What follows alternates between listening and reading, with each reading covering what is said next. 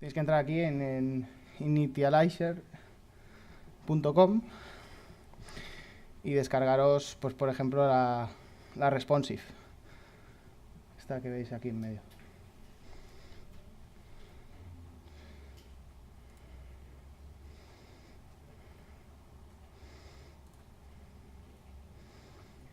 Bueno, aquí hay una serie de opciones en las que podemos elegir que no tenga plantilla, que utilice HTML5 Shift en vez de Modernizer,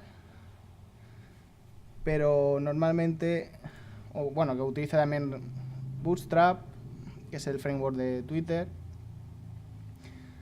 pero con esta de Mobile First Responsive creo que vale. Os habéis descargado pues tenéis que abrir el index.html y ahora vamos a empezar a... ¿Qué es el viewport? Este meta tag lo que hace es decirle al navegador que muestre el contenido según el ancho del dispositivo. Bueno, aquí yo lo había puesto antes. Bueno, lo había puesto con esta sintaxis. En esta plantilla que nos hemos descargado solamente pone el device width. Pero aquí también os he puesto el initial scale que... bueno, aquí explico, con width device width definimos que el ancho de nuestro sitio es como máximo el ancho del dispositivo donde estamos visualizando dicha web. Y con el parámetro initial scale igual a 1, podemos poner igual a 2, igual a 0,5, lo mínimo que podemos poner es 0,1. Definimos el escalado inicial de la web en el dispositivo. Normalmente significa que un píxel de CSS equivale a 1 del viewport. Bueno, esto es relativo porque luego cada dispositivo interpreta los píxeles de una manera, pero... Bueno, aquí luego tenemos, como hojas CSS, tenemos normalize, que no sé si lo conocéis.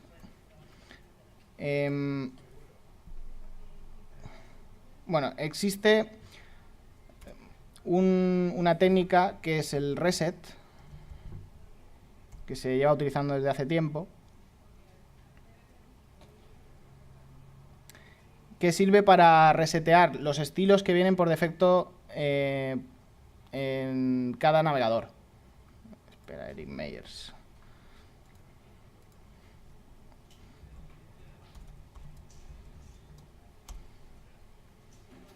Vamos a crear un documento nuevo.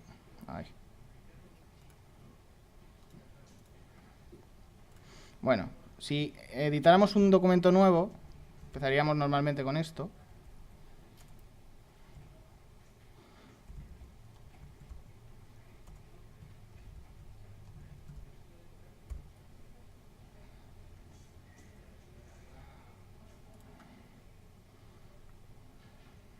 Bueno, vamos a copiarlo de aquí.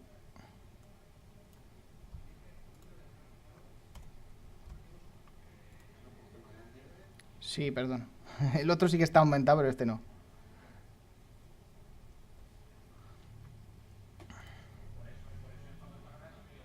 Bueno, aquí en la head pues pondríamos el title.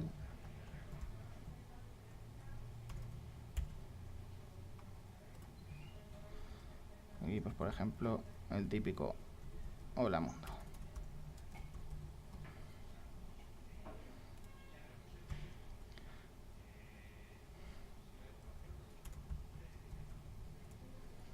Bueno, al crear este index, si lo abrimos en el navegador, podemos ver que por defecto aplica unos estilos que le pone, por ejemplo, un margin arriba, otro, bueno, antes, y al inicio y al final no tiene. Nosotros no hemos definido ningún CSS para que lo ponga, pero por defecto cada navegador tiene unos estilos CSS que se aplican por defecto.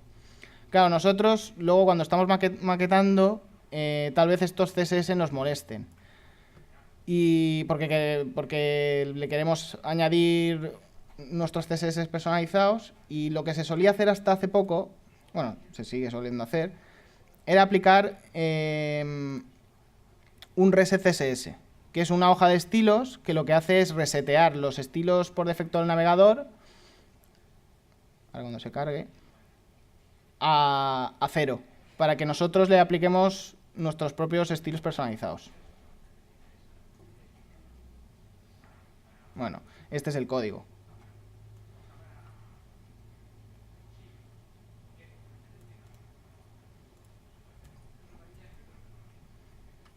Si ahora nosotros...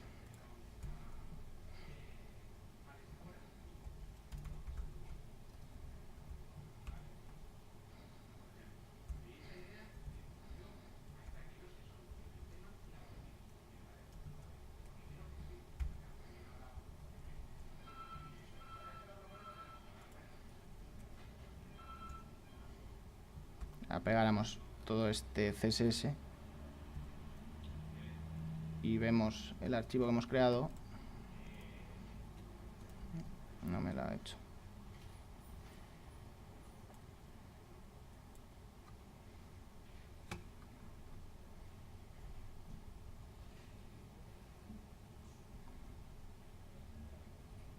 Bueno, esto sería mejor hacerlo con una hoja de estilos aparte.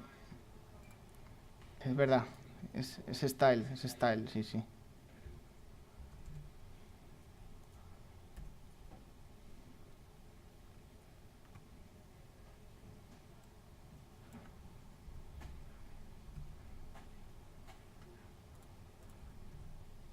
Ahora sí. Como veis, ha reseteado los estilos que vienen por defecto y ahora no tiene ningún tipo de margen. Bueno, esto es lo que se solía utilizar hasta ahora, pero claro, el problema viene luego cuando no estás haciendo una página web para un cliente y por ejemplo, si estás utilizando WordPress, que es bueno, supongo que lo conocéis, un sistema, un CMS para que se suele utilizar para blogs, pero se puede utilizar para páginas web de todo tipo. Si el cliente, por ejemplo, está escribiendo un artículo o una página nueva en su blog y define, por ejemplo, una etiqueta H3 que tú no has definido en tu código CSS, pues esa etiqueta no aparecería sin estilo y claro, tal vez si la web está hecha con fuentes sin serifa, pues por ejemplo esa le aparecería con serifa. Y claro, eso rompe con el aspecto gráfico de la web y no es conveniente. Para ello, ahora se utiliza el Normalize, perdón. Ya me he confundido con el Initializer. Es Normalize CSS.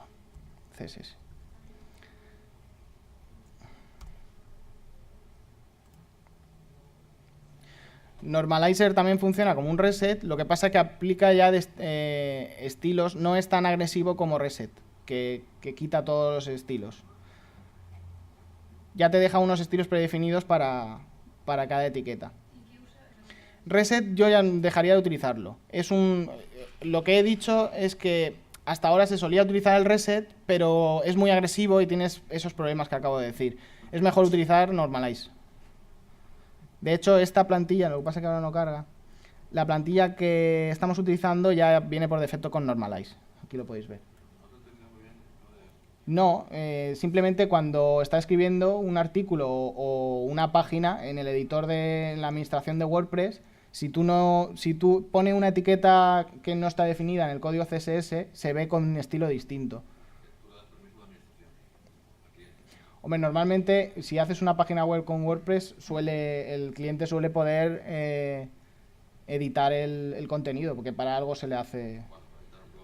Claro, un blog o una página corporativa que se puede utilizar WordPress. Lo he dicho así porque puede ser WordPress o un sistema personalizado. Lo he dicho WordPress ¿comprende? Si no defines esa etiqueta, pues posiblemente se vea mal. De esta manera, con Normalize ya viene con unos estilos predefinidos y aunque no se ajuste exactamente al estilo del blog, no va a ser un cambio tan drástico. Pues como una hoja de estilos, así como estamos viendo aquí en esta. Sí, bueno, coger esa hoja de estilos y añadirla a la página web de WordPress que estás haciendo, a esa plantilla. Bueno, esto no ha cargado del todo, pero vamos a ver el código directamente aquí.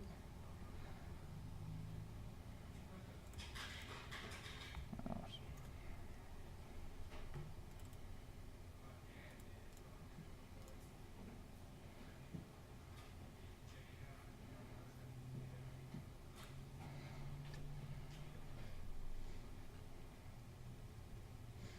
Bueno, como podemos ver, no se limita a ponerlo todo a cero, sino que ya hace unos estilos predefinidos, que más o menos son los estándar. Luego, bueno, cada uno ya puede poner sus estilos personalizados según el diseño que esté maquetando, pero no es tan agresivo como el Reset CSS. No, esto no lo veis, porque yo me olvido de que estoy en una pantalla así, más o menos. Bueno, aquí podemos ver las etiquetas H1, que bueno, vosotros también lo podéis ver ahí, que tienen ya unos estilos predefinidos. Ese es el normalize normal, ¿no? Sí, el normalize. El punto min es una versión comprimida para que pida, para que la cargue. Se puede editar este y luego pegar sobre el otro.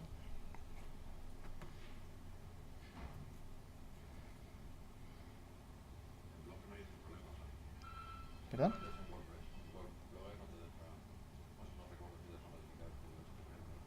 ¿En WordPress? Ah, en Blogger. Blogger sí que deja... Sí que, hombre, no es... Lo que pasa es que tienes que utilizar la interfaz de Blogger. Ah, añadir código CSS, quieres decir. No, porque normalmente los blogs de Blogger suelen... A no ser que tú borres todo el código, que creo que no te deja, normalmente viene ya con... No sé si viene con Normalize o Reset, pero suelen... Al ser de Google, supongo que ya vendrá con Normalize. No te lo sé decir exactamente, pero... No, yo lo digo porque he visto algunos blogs con mi blogger, no me buscado ese problema. Que digo que es como cambiar el tipo de... No, porque suelen estar, al ser plantillas ya predefinidas que ofrece un servicio web, suelen tenerlo todo definido. Pero bueno, esto es un problema que puede salir a la hora de maquetar un diseño específico. ¿Hasta qué punto Normalize soluciona los problemas de compatibilidad con HTML5? No, eso es otra cosa, es Modernizer. Lo de problemas de compatibilidad es con Modernizer. Sí, bueno, estoy viendo que aquí hay un... que soluciona los display block. Sí, bueno, pero no me refiero a... pero eso tú lo haces por CSS. El Normalize es CSS solo. Lo que hace y HTML5 no tiene incompatibilidades... bueno, sí que tiene, realmente. Pero no, Normalize es para el estilo solamente, no es para solucionar incompatibilidades. Lo de incompatibilidades es... en CSS sería otra cosa. Modernizer es para que pille... los navegadores antiguos pillen las nuevas etiquetas HTML5, como nav, header, section, article. Antes he estado hablando con los compañeros, que no sé si queréis que hagamos un repaso de etiquetas HTML5 o cómo lleváis el tema. Realmente no, es más semántica, o sea, saber cuándo utilizar qué etiqueta que otra cosa, porque el funcionamiento es exactamente el mismo. Lo único que diferencia también es la etiqueta Canvas, que eso lo podemos explicar. Hombre, más que nada, esta plantilla ya viene con muchas etiquetas, todo es HTML5.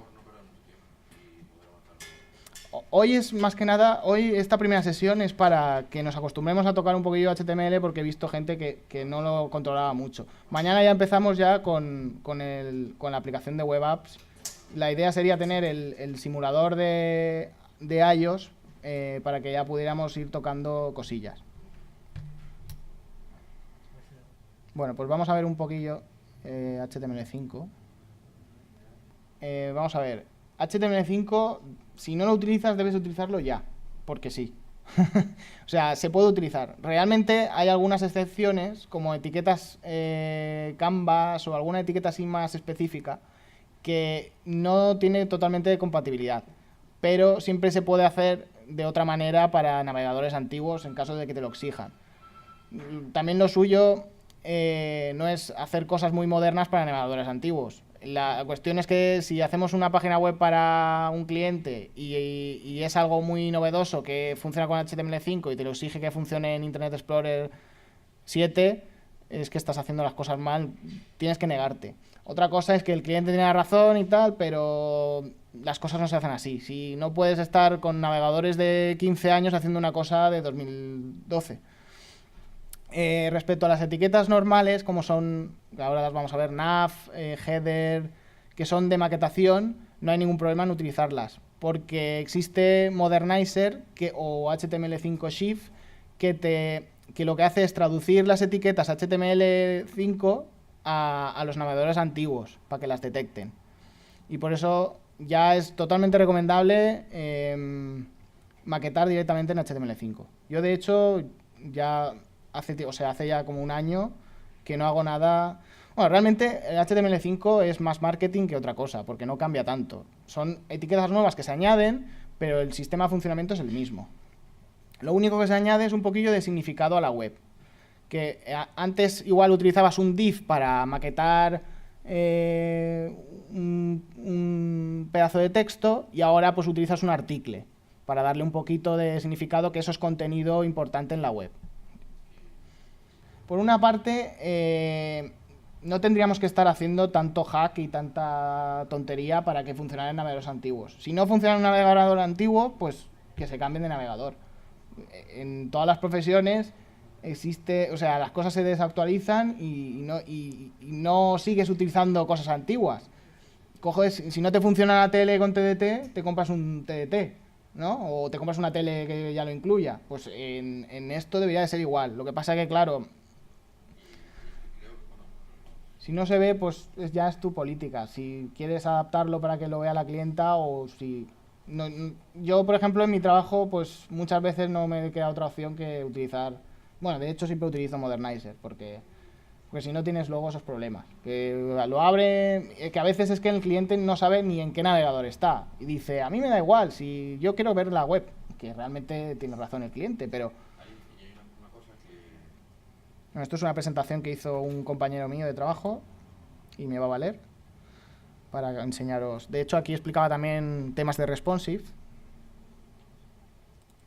Bueno, aquí explicaba lo mismo que os he comentado. Cada vez se utiliza más los móviles para navegar.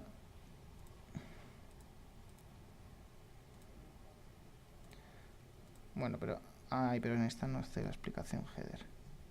Espera, voy a utilizar otra. Básicamente HTML5 sería HTML más CSS3 más APIs JavaScript. Los nuevos elementos y atributos que incluye son header, nav, footer, article. Algunos son similares a div y span, pero añaden un significado semántico. Por ejemplo, antes para maquetar lo que es la cabecera de una web utilizamos un div y le solíamos poner la etiqueta ID header.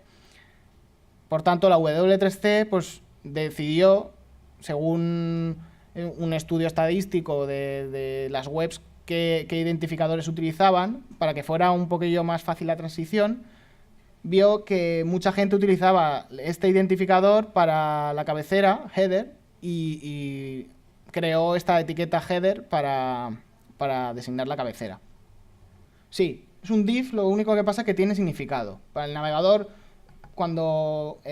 el buscador, cuando lee esa página web, detecta, y el navegador también, claro, detecta que esa zona de la página es un encabezado.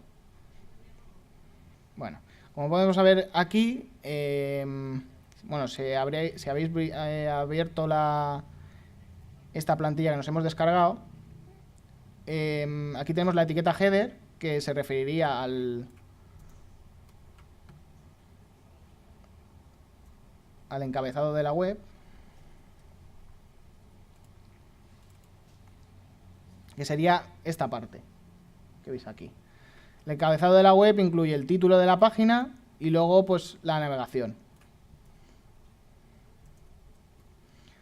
La navegación normalmente, si es una navegación importante de la web, le damos contenido semántico añadiendo la etiqueta nav, para que, lo mismo que os he dicho antes, detecte que esto es un menú de navegación. Este nombre también es por lo mismo que he dicho header, que según estadísticamente detectaron que se llamaba muchas veces, por ejemplo, antes era id, esto sería así, la mayoría de las veces. Hombre, también en español habría gente que podría navegador, pero la mayoría de la gente ponía nav como identificador. Y claro, decidieron, bueno, esto lo quitaríamos, estaría así antiguamente.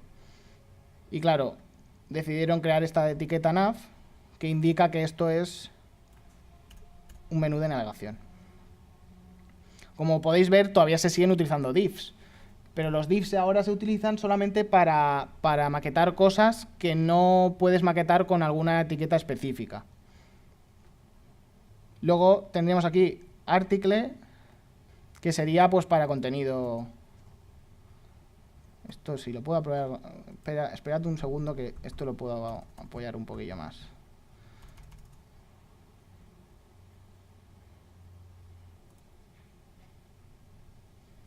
Bueno, esto es una presentación hecha totalmente con HTML5 y CSS3 en web. Y bueno, la presentación está basada en un framework en HTML5 y CSS3. Bueno, esto es la explicación de esta presentación que está hecho con HTML y CSS. Bueno, estos son la gente que la ha hecho.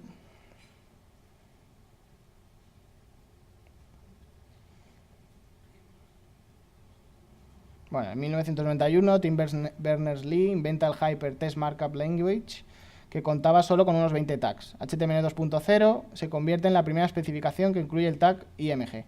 En 1999 el W3C publica la especificación de HTML 4.01.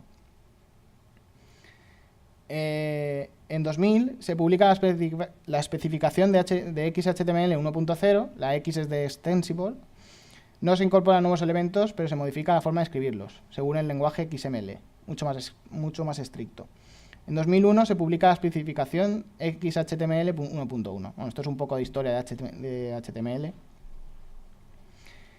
Y bueno, cuando se pensaba que todo el mundo que iban a sacar el XHTML2, comienzan los problemas. El W3C da por muerto el lenguaje HTML y comienza a trabajar en el nuevo XHTML2. XHTML2 era un lenguaje basado en un XML más puro, pero no era compatible con anteriores versiones de HTML. Imaginaros, si para escalar las páginas web que estaban hechas en HTML, si no era compatible con el HTML antiguo, era una locura. Y así, en 2004 nació el WOT-WG, un grupo de gente de Opera con Ian Hickson en la cabeza y más tarde de Apple y Mozilla, no están conformes con el rumbo del W3C y quieren potenciar las aplicaciones web. Crean un grupo de trabajo, el Web Hypertext Application Technology Working Group, que esto son las siglas que son el WAT-WG. Crean dos especificaciones, Web Forms 2.0 y Web Apps 1.0. Más tarde, ambas se unirán para formar HTML5. En 2006, el W3C reconoce que su XHTML2 no funciona y comienzan a trabajar en un nuevo HTML, tomando como base el trabajo del WAT-WG. En ese momento, el W3C estaba trabajando en el nuevo HTML5, mientras que el WAT-WG lo hacían en HTML. Bueno, esto no sé si está repetido. Reconciliación, estado actual. En 2009, el W3C renuncia definitivamente a seguir desarrollando XHTML2. El WAT-WG y el W3C siguen trabajando en el HTML5 en paralelo, pero con métodos distintos. Recientemente, el WAT-WG ha decidido dejar de enumerar las versiones de HTML y sigue trabajando en el HTML Living Standard. En 2012, la especificación tendrá el estatus de Candidate Recommendation. Fijaros que se lleva creando y en este año, 2012, todavía no va a ser una versión final de HTML5. Todavía es la Candidate Recommendation. Probablemente no será Proposed Recommendation hasta 2022. Y de hecho ya se está trabajando en HTML 5.1. O sea, todavía no han terminado de definir HTML5 y ya están creando una segunda versión, una segunda subversión. Bueno, comienza la versión. Tu primera página. Bueno, como podéis ver, la principal diferencia es que antes se utilizaba este doctype súper largo, que no había manera de recordarlo. Yo creo que no he llegado a recordarlo nunca. Simplemente lo cogía y lo pegaba. Y ahora es mucho más fácil. Ahora simplemente tienes que definir doctype HTML. Esto te trae una comodidad que, vamos.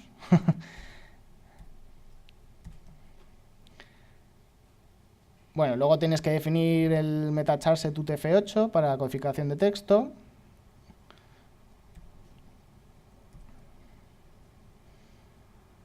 Simplifiquemos. HTML5 nos hace la vida más fácil.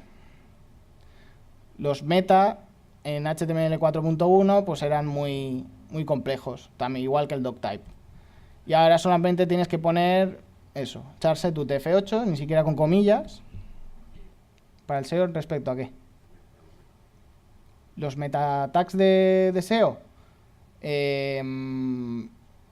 No sé si HTML5 hace que cambie, pero realmente eso lo define más los buscadores.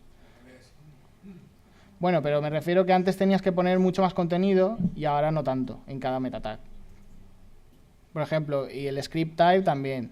Antes tenías que poner script type text / JavaScript y ahora solamente con script src ya también funciona. Y declarar una CSS igual. Se reducen. Bueno, aquí lo que quiere decir es que se puede poner de cualquier manera, pero que lo mejor es seguir un estilo. Si pones siempre comillas, ponlas en todo el código, no, o sea, en todos los meta tags, pues ponles el mismo estilo. O sea, que volvemos al origen, ¿no? Sí, básicamente. Bueno, aquí hablan de que tal vez pases la web por un validador de HTML5 y no te valide. Y aquí Jeffrey Way dice, hay una cosa sobre la validación. Es una herramienta, nada más. Solamente una herramienta. O sea, es una cosa que te permite testear la web a ver si es válida. Pero que tampoco hay que, si hay alguna cosa no válida, tampoco hay que tirarse de los pelos.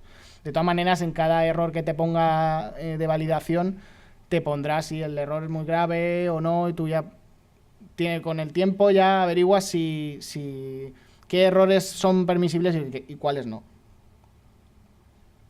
¿Se puede usar ya? Pues yo diría que sí. Que hay partes, aquí pone, hay partes de HTML5 que son fiables desde ya. Apenas utilizables, por desgracia extrañas, interesantes pero ignorables y fundamentalmente para experimentar con aplicaciones web. Di adiós a la divitis, lo que estaba explicando antes. Antes todo se maquetaba con divs y ahora pues hay que darle un poquito de semántica al tema. ¿Estas etiquetas nuevas en los navegadores antiguos? Lo que estaba comentando antes, que hay compatibilidad, porque Modernizer hace que las etiquetas article, nav, header, las entienda Internet Explorer 6, 7 y 8, las entienda sin problema. O sea, es como si hiciera un hack que traduce esa etiqueta a un div, para que Internet Explorer sepa que ahí hay un contenido y lo maquete. Con el normalizer. No, con el Modernizer. Perdón, es que antes he dicho Normalizer y ya... Es Modernizer. Modernizer es lo que hace, lo que traduce las etiquetas. Y Normalize es CSS. Es lo que estaba explicando que hacía que no era tan agresivo al eliminar los estilos que vienen por defecto con el navegador. Bueno, header. La W3C define header como el elemento header representa un grupo de ayudas introductorias o de navegación. Suele incluir, aunque no es obligatorio, el logo y el título, la navegación, uno o más encabezados. Puede haber un encabezado inicial y un subencabezado para una descripción. Por ejemplo, la etiqueta header, la básica, se englobaría en este ejemplo de página web, pues a toda la parte de arriba que contiene el título y la descripción. Luego la etiqueta nav. La W3C define nav como el elemento nav representa una sección de una página que enlaza a otras páginas aparte de una página. Es un poco esto un trabalenguas. Una sección con enlaces para navegar. Una sección con enlaces para navegar. Un menú de navegación de toda la vida. Sí. Que de hecho yo hubiera llamado a esa etiqueta menú, no nav. Pero bueno. Puede haber varios en cada página. Las migas de pan son un nav. O sea, las migas de pan sabéis lo que es, ¿no? No. Las migas de pan. Bueno, las migas de pan de toda la vida supongo que sabéis lo que es, pero en una página web... A ver, espera, ¿dónde tengo yo migas de pan? A ver, ¿qué pueda... Es como... Sí, eso es, como una... Es una guía. Eso es, muy bien.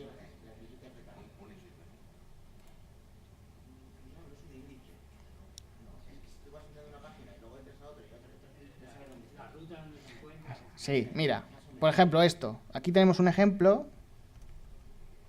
en una página web cualquiera. Sería como la sección principal, luego tenemos la subcategoría y luego otra subcategoría dentro de la subcategoría. Es como una guía de navegación que aparece cuando a medida que vas navegando entras. Eso es, justo. Pues eso si lo pusiéramos en una página web también sería un nav. O sea, lo pondríamos con una etiqueta nav. Por ejemplo esto, ¿no? Pues claro, esto si lo maquetáramos nosotros, pues sería una etiqueta nav. Ahí, está aquí. Un blog roll no es un nav. Un blog roll es como una lista de enlaces que hacemos en nuestra web. Pues eso no se considera un nav, porque no es un menú de navegación, sino es una lista de enlaces simplemente. Sí, pero no navegas dentro de la página, sino que enlazas páginas externas.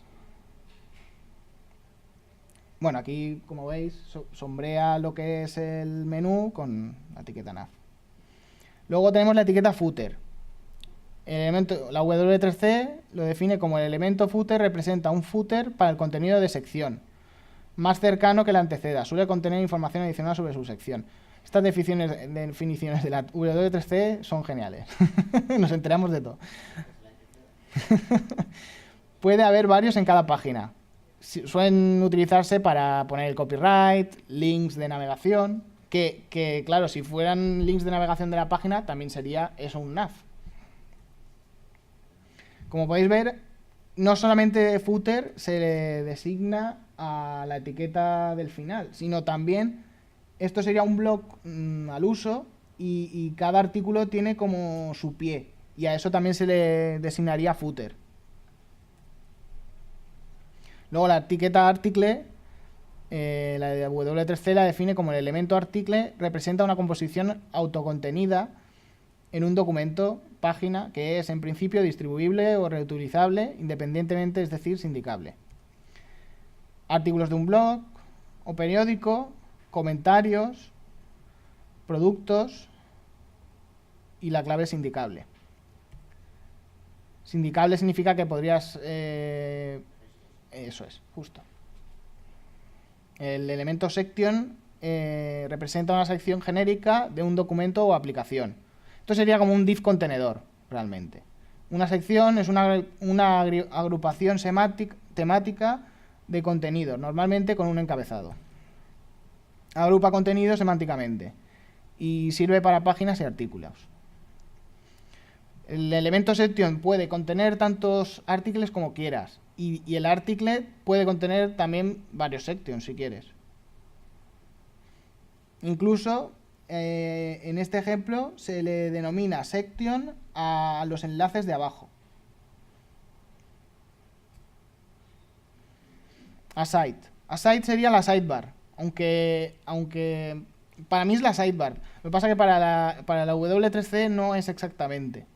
El elemento aside representa una sección de una página consistente en contenido relacionado tangencialmente con el contenido que le rodea y que se podría considerar separado de dicho contenido. Podría ser una sidebar, podría contener anuncios of a footer no sé qué es. Sirve para páginas y artículos. Sí, se puede utilizar para... pero tiene que ser contenido relacionado realmente.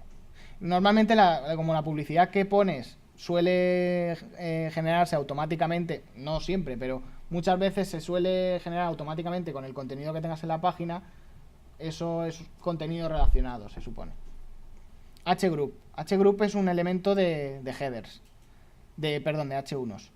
El elemento H-Group representa el encabezado de una sección. Se utiliza para agrupar una serie de H1 o H6 cuando el encabezado tiene múltiples niveles, como subtítulos, títulos alternativos o slogans. Cambia el outline del documento. Últimamente está generando debate. Como podéis ver, tenemos un header y luego un H-Group que incluye un H1 y un H2.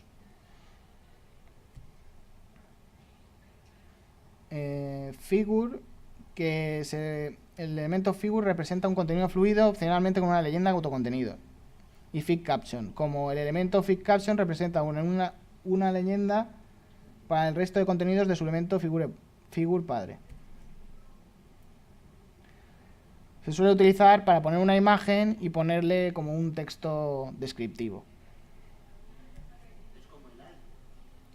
El alt lo único que es un texto que no se muestra el texto. El fig caption sí que se muestra debajo. El pie de foto, eso justo. Bueno, esa forma es porque lo han maquetado con CSS de esa manera. Sí, aparece debajo. La etiqueta time, el elemento time representa o una hora en un reloj de 24 horas o una fecha precisa en el calendario gregoriano. Datetime permite poner el contenido de un time en un formato que una máquina puede entender, y pubdate especifica que un time es una fecha de publicación. Luego, la etiqueta mark. El elemento mark representa una porción de texto marcada o destacada con un propósito de referencia, debido a su relevancia en otro contexto. No otorga ningún énfasis especial para resaltar resultados de búsqueda. Bueno. Esto... sí, tiene muchas. No me quería extender tanto en esto. Luego, si queréis, también os paso este enlace por si queréis mirarlo, porque es que quería tocar un poquillo de código. Aquí hablamos, sí, muy bien, pero IE6, IE7 y IE8, como ya he dicho antes, tenemos el HTML5 Shift, que se puede crear con JavaScript, aunque normalmente es más cómodo enlazarlo desde Google, que lo tiene disponible. Imagen, nuestra fragmento de página ya se puede ver en todos los navegadores. Como podéis ver aquí, pues enlaza HTML5 shim googlecode.com, y con esto definimos esas etiquetas. Bueno, esto es otro método mejorado. Pues si os parece, si tenéis alguna idea de alguna aplicación que queráis empezar a montar, podemos seguir editando esto. Como veis, esta también es responsive y se adapta. Y esto básicamente sería una aplicación web. Simplemente sería... esta sería... Antes he dicho que habían aplicaciones de tipo informativo y de tipo interactivo, pues esta sería informativa solamente. Aquí tenemos una imagen que está a tamaño completo, pero al redimensionar el navegador, la imagen se adapta. Por tanto, esto en un iPhone se vería exactamente igual. Más pequeño, pero igual. Yo, el único problema que le veo al Responsive Design es que carga lo mismo que si fuera una aplicación de escritorio. Que, claro, en un ordenador de escritorio, pues tenemos un poquillo más de velocidad y las cosas van mejor. Y aquí, claro, si tenemos imágenes muy grandes, pues en el móvil también vamos a cargar las mismas imágenes que pesan bastante más. Yo creo que esto, la tendencia es a adaptar luego que carguen dos tipos de imagen. O sea, Si en escritorio se carga una imagen grande, pues en móvil hacer algún tipo de condicional para que cargue una imagen u otra. Lo que se está haciendo ahora mismo es tener dos tipos, una grande y otra más pequeña. Y también se hace porque en el iPhone, al tener pantalla retina, las imágenes no se ven nítidas. Y claro, necesita cargar un archivo con más calidad para que se vean bien. Por ejemplo, para logotipos, que normalmente no se... Este no está hecho, pero lo suyo sería poner una imagen SVG, que es vectorial, y claro, en iPhone o en iPad se vería igual que en un ordenador de escritorio u otro móvil que no tenga pantalla retina. Una web app, en general, tiene la peculiaridad de que es multiplataforma y se puede ver en todos los dispositivos. Aquí, como podéis ver, pues esto, si ahora elimináramos de aquí Safari, tanto la barra de arriba como la de abajo, pues esto perfectamente le podríamos añadir una cabecera y que fuera una aplicación web, que luego simplemente tendríamos que coger, añadirla al escritorio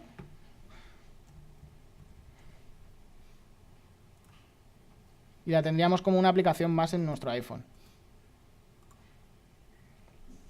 Se puede ocultar la Sí, marca y todo. eso lo veremos mañana y pasado. Esto es un simulador de iPhone, no de Android. Y sí, puedes navegar. Está muy bien, la verdad. Es lo más parecido a utilizar un iPhone, pero en escritorio. Y se puede redimensionar las páginas. A ver... ¿qué página? Decidme una página. Así, de escritorio, no sé. Microsiervos. Bueno, lo que pasa es que Microsiervos igual tiene versión responsive y se adapta y no me vale. Te digo una para iPhone. Ah, no tiene versión. Mira, me vale esta, ya está. Gracias. Como podéis ver, se puede redimensionar como si fuera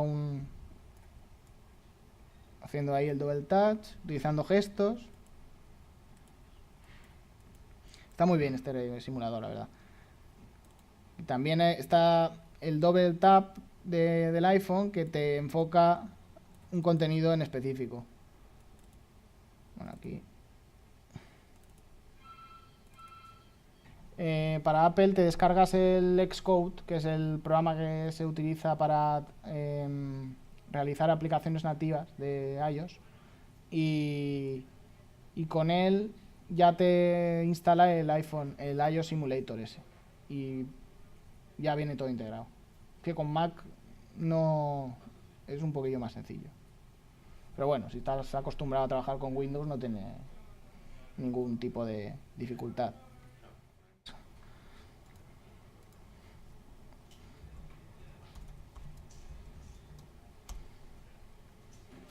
Vamos a crear un documento nuevo. Ahí. Bueno, si editáramos un documento nuevo, empezaríamos normalmente con esto.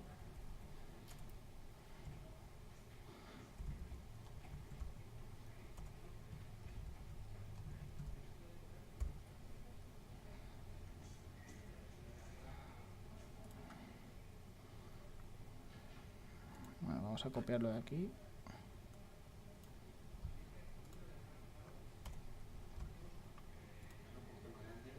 Sí, perdón. El otro sí que está aumentado, pero este no.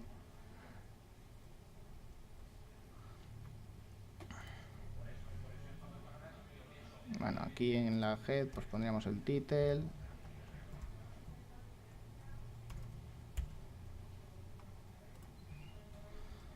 Y pues por ejemplo el típico Hola Mundo.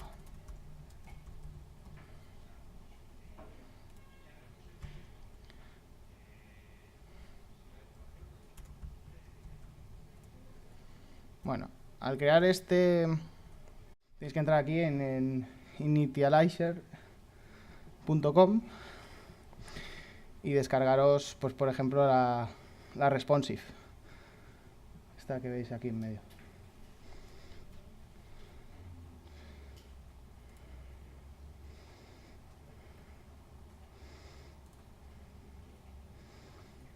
Bueno, aquí hay una serie de opciones en las que podemos elegir que no tenga plantilla, que utilice HTML5 Shift en vez de Modernizer,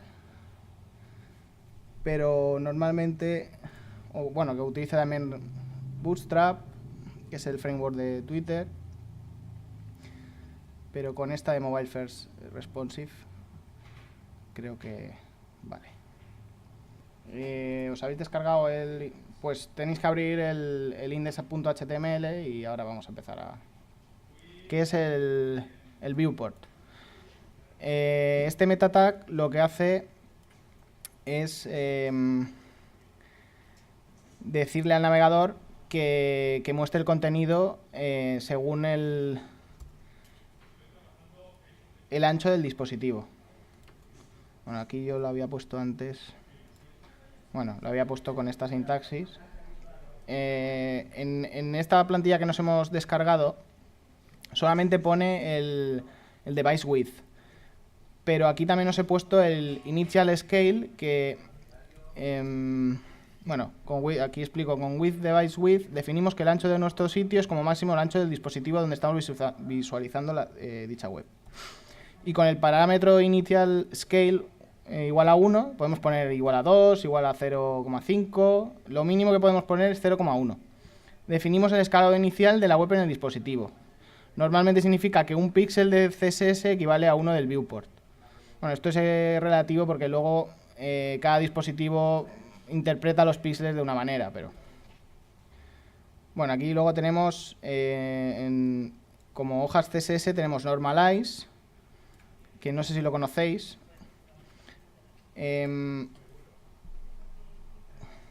Bueno, existe una técnica que es el reset, que se lleva utilizando desde hace tiempo,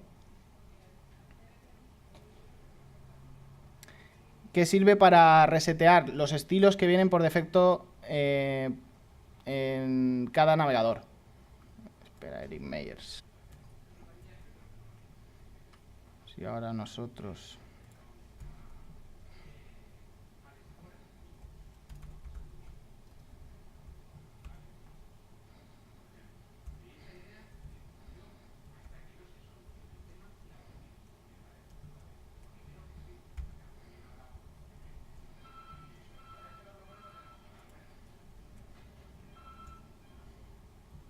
Pegáramos todo este CSS y vemos el archivo que hemos creado. No me lo ha hecho.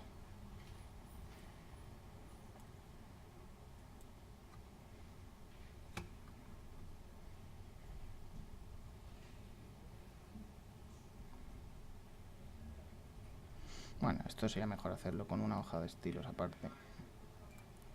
Es verdad. Es style, sí, sí.